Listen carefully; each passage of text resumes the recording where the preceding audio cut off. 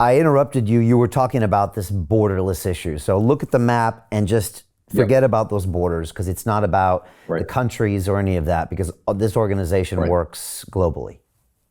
It works globally and with alacrity. For example, I have a member of our team who's currently very deep in that system who was involved in an incident across the Mexican border, and there was a black site in the Mexican desert. I know where it is. And it was a covert, this organization's operating site. It's also where they were transporting illegal humans and trafficking that were used in experimentation programs, most of whom die, unfortunately, that we know about. And, they would just move with total freedom across all these borders. Now, remember, if you're in a vehicle that doesn't get picked up well on radar or is moving at a velocity that radar computer system is not set up to track, because they're set up to track parameters, right? They're programmed. They don't track just anything. People don't know that about these modern radar systems. The old ones from the 1950s tracked everything, right? All the way up into space and all speeds. The new ones, computerized, they programmed them so there's certain parameters they don't track. And so if you understand this, and I think any radar specialist listening will, then you could understand it if you have something like what Mr. Herrera saw. When that object left, it was like a spark off a grinding wheel. It went from hover up, it sounded like a transformer, and then boom, over the horizon, several thousand miles per hour instantly. Now, to a normal pilot, that would kill you because the G-forces, your brains would come out of your nose, literally. But because it's an electromagnetic field propulsion, you can control for 1G inside the craft.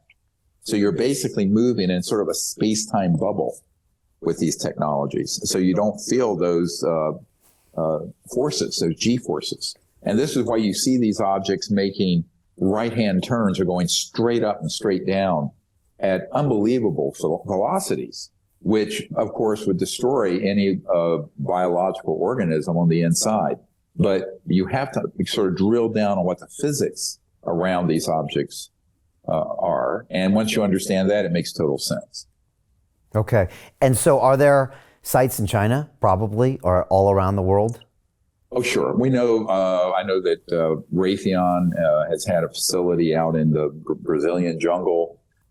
They have a facility at the South Pole that one of our whistleblowers recently came forward in the skiff for the Pentagon and disclosed. It's very likely they're on countries all over, but very clandestinely. Now, I have less information on, say, China or Iran or Russia than I do on Great Britain, Canada, Australia, and U.S. Now, in terms of the question you asked about the number of sightings, I think that, when people say most of the sightings are in the United States, I think that's a sampling error.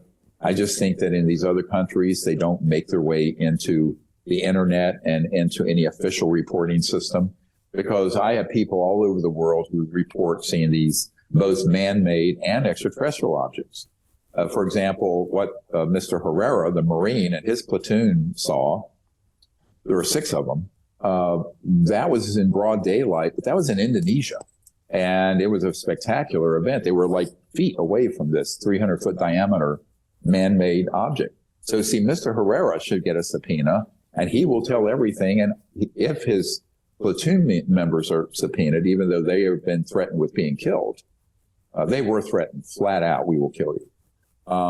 So this is why, I have such admiration for people like this Marine and others that have come forward, but they need to be protected. But they're the ones who need to be testifying from Congress. Why? Because you don't want it just secondhand. I tell people, don't take my word for anything. I'm an emergency doctor who's put this together. I'm sort of the architect of it, but I'm not someone who's ever worked in an aerospace company or a lab. Take the people who have been there and also go in with law enforcement and seize the facility. We know where they are. We know exactly where the underground ones are. We know where the entrances are for many of them. So don't just sit on your hands. Go and get it. Do you want it? Go get it. They're not going to hand it over. And I think it can be done peacefully if there's enough pressure. The other thing we're doing is another pressure point beyond what's going on in Congress and the government and what we're doing privately. We're also privately formed the Disclosure Project Legal Fund, and we have 150 attorneys and people working with me now, and we're going to start suing individuals and these corporations later this year and next year under civilian RICO actions. So if anyone's an attorney with very good litigation experience, contact us immediately. We're going to have a gathering at our retreat center in Virginia later this month, where we're going to be making the strategy and selecting which cases and which targets we want to go after. Now, why are we doing that? Because if the Congress can't get organized quickly enough, a civilian group can, if we can get one federal judge in the United States or a state judge to certify the case, we can then go to subpoenas and we can go to depositions and open testimony.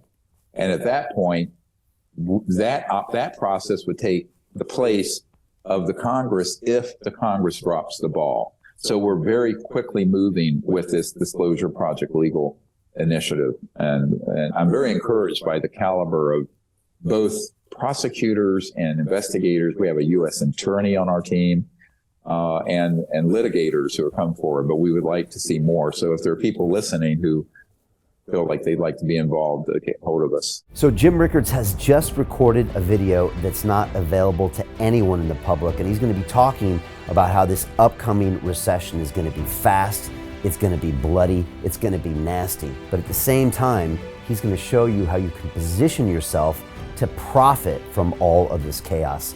Now, we've made this video only available to our viewers. Go to londonreal.tv/Jim. Watch that immediately. I can't say enough good things about Jim Rickards. He understands the global economic system better than any guest I've ever had on London Real. His predictions are almost uncannily true, and you can learn how to profit from his vision, from his expertise, and his understanding of economics. So go to londonreal.tv/Jim or click the link below. It's an excellent, excellent look on what's going to happen in the future and how you can position yourself to profit from that. Jim is one of the best in the business, one of my favorite guests on London Real, and he's very, very good at predicting the future and showing us all to profit from it. So click the link, and I hope you enjoy.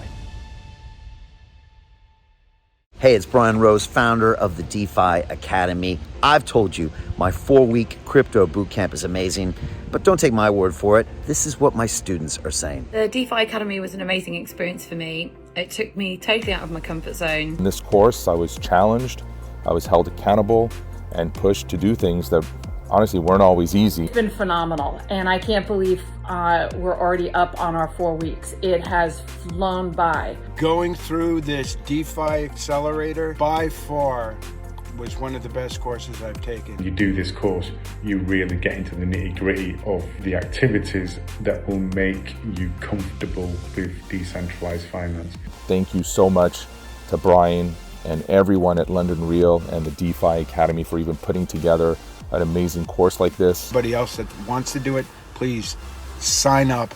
It is well worth the money.